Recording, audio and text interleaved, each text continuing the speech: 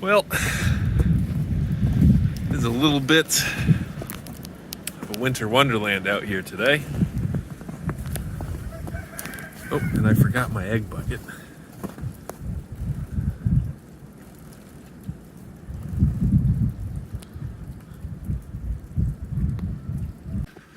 What's up, everybody? John from Old Running Farm here. Thanks for joining us. In today's video, we had a snow day here at the farm. So it is about halfway through March. We're actually less than a week away from the first day of spring. And this is probably the most snow we've gotten all winter, which is crazy because it's actually not that much. But thought I'm gonna go gather eggs from our chickens because it is the afternoon and I want to try to get them so it's easier to put them away at night so I don't have to worry about wearing my headlamp and digging them out of the corners, and B, try to get them before they're frozen. So yeah, and then I thought maybe I'd take some time and show you guys a little bit about what life is like at Old Reading Farm when it snows. So first thing, all the alpacas are generally wet, even though, hey ladies, and it's funny, they all take the same path that you can see there. So it goes from the barn all the way over there. And we also, I apologize if there's wind noise. It's kind of unavoidable at this point. But, so we opened up the little passageway, and I know I've talked about this a lot. I think we've shown some other videos with it, but always a good thing to show. So, just in case the girls want extra shelter, we open this up so that they can go into the other barn as well. But as you can see, they in general like to stick by their hay. So, this video might be less of John blabbering around and more of showing you guys some animals, and I know you guys like that anyway. So you see we have some ladies in here. We have Silver and Sophie and Linda. Who's that over there? Susie's over there. How you ladies doing today? A little bit chilly.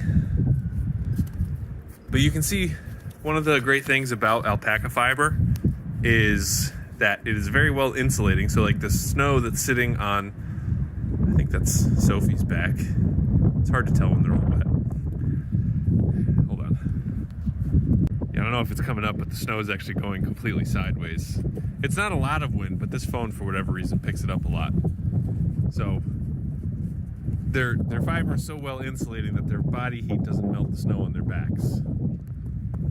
Let's go say hi to the crew. Hi, everybody. A little wet today, huh? Sorry about that.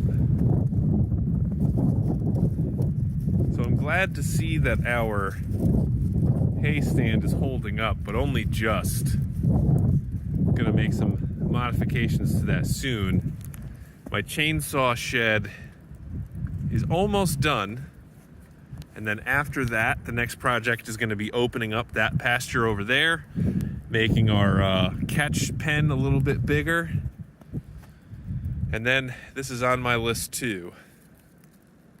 Anyway, yeah, I don't think they don't particularly like the snow, but at least, you know, they're built for it with that fiber. I think the worst part about it is just that they're wet, but I'll bet you if you get in there, I don't think Maple's gonna let me touch her a little bit. Let's see. Brownie? Nope. Yeah, hard to see, but their fiber is actually dry, so their bodies are dry. It's just their outer fiber that's wet. All right, I'll leave you ladies alone and get back to my eggs. Got some wind going up there.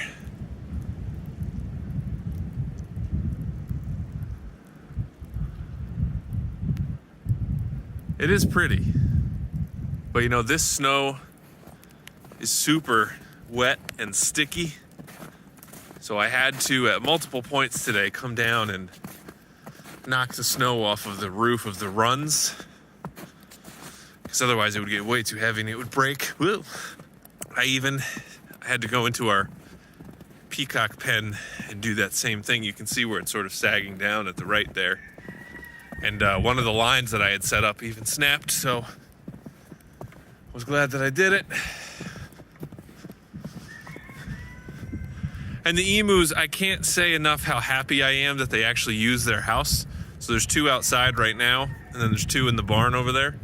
Because everybody had told us that they won't use the barn, they hate the barn, etc. But ours do. They sleep in there when it's too cold or when it's rainy. And I'm just glad to see them happily using their barn, right? Anyway. So the only problem with the snow is that chickens really don't like to go out in it. And the reason for that is pretty straightforward. So there's really only a couple areas that chickens have where their skin is exposed. And that's their combs and wattles and their feet. Other than that, everything's pretty fuzzy. Or pretty feathered anyway. So you can see for the most part, and these are our Wheaten Americanas. So they mostly just hang out in the coop. And they stay fluffed up and try to stay warm as they can. Jubilee Orpingtons, you guys got any eggs in here? These guys do pretty well. Don't want to call them fat, but chunky. All right, ended up with 4 eggs from the Jubals. That's pretty good. And I didn't wear gloves. I usually wear gloves because I sometimes have to put my hand down in chicken poop to gather eggs. But I didn't want to get these eggs too wet because that'll get rid of the bloom that's on them and they'll have trouble hatching. But that's pretty good so far. All right, well, this is what I was trying to avoid. One of the olive eggers laid an egg out in the run and it's cracked, so. Well, it looks like maybe we got an egg eater in our Morans. That's no good. So we'll have to do something about that. So we still ended up with 4 olive egger eggs. I'm sorry, 5 olive egger eggs. And we even got 4 I am Samani eggs. So that's great because we have a huge backlog in there.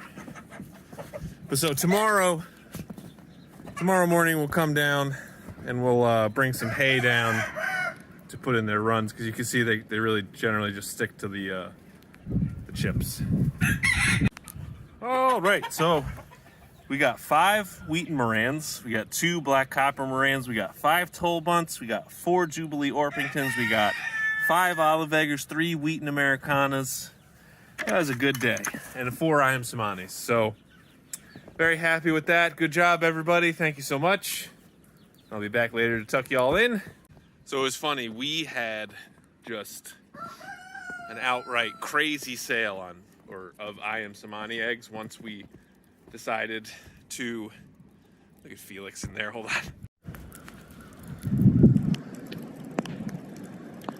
Felix is just laying in the hay. Little man. So after we didn't have a ton of sales of I am Samani eggs, we decided we would, because we had a ton of hens, so we decided we would sell the hens, make some money, and then focus on Toll Bunts. And then the second we got rid of the hens, like literally the next day, we started getting orders for I am Samani eggs from our website, and it was just crazy. I don't know if like suddenly the whole world wanted I am Samanis and we just had them, but so we have a ton of backlog for them, so it's good to get a bunch of eggs from them. Maybe I'll put these eggs away and give you a tour of where we're at with the chainsaw shed. Be right back. So here we are in the backwoods of Old Reading Farm, taking a look at the man zone over here.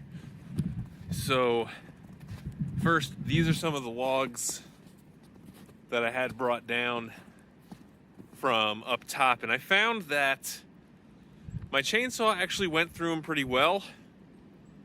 And since I had a lot of people asking for big bears, I think I'm going to try to tackle some, even though they're oak, I might try to tackle some carving with the oak logs. But so, what I really wanted to show you was right over here. So here's my chainsaw carving shed. So you can see all the framing's done. Got the strapping up on the roof. I even have the roof panels. They're under that snow right there. And I'm using my top cuts to side it. And I'm actually really pleased with how this is coming out so far. Some of these are really heavy, but it's actually providing a great deal of structural integrity to the walls. And then what I'll do is at the end, I'll come through with the chainsaw and just cut it so that they're all sort of at the same angle there. And then I'm gonna have 2 sets of windows. I gotta be careful because roofing panels are in there. So I'll have these 2 big windows here. And I think what I'll do is just have it like swing out like that. The big tree just threatened to come down back there. There is an awful lot of wind.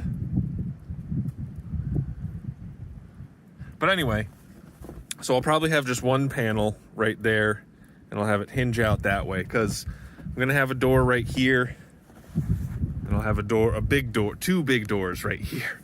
As you can see, I think this is like 9 feet, almost 9 feet.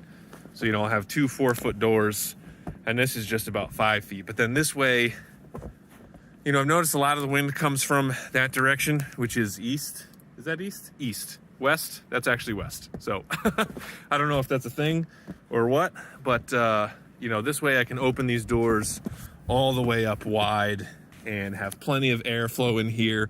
And then I'll even be able to have a cross breeze on that side. So looking forward to that. And then one of the other issues is like all the little scrap wood pieces that I get as well as sawdust.